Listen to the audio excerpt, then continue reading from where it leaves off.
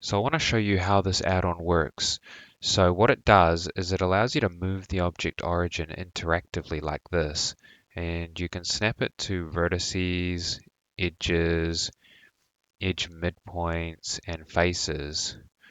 You'll also notice that it has an X, Y, and Z axes, and that is the local rotation of the object. And I'll show you an example in just a second of why that's important.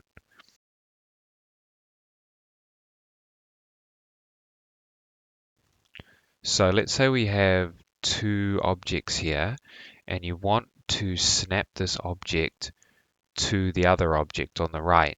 And so you enable face snapping, center, and align rotation to target. And when you try to snap it, it doesn't do quite what you would expect. And that is because of the object origin.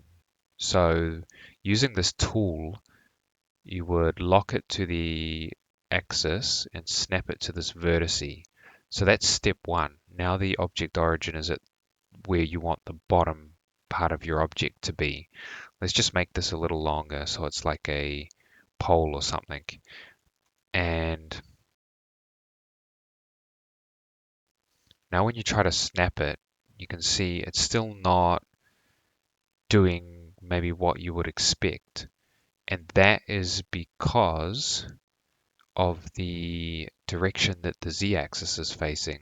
So you can see it's facing up. That is telling Blender that that is the top of your object. So using this tool, we can activate it, and then we can press rotate, and then lock it to an axis, and hold down Control for increment snapping. And we can actually get the z-axis to point, as you can see now, towards where the top of the object is, which is over here on the left. So now when you try to have this object snap to the object on the right, you will see that it does exactly what we had hoped for. And this tool just makes changing the object origin a lot easier. So yeah, if you are interested in picking up this tool, I'll leave a link in the description. And if you have any questions or comments or anything, make sure you let me know. And yeah, thanks for watching.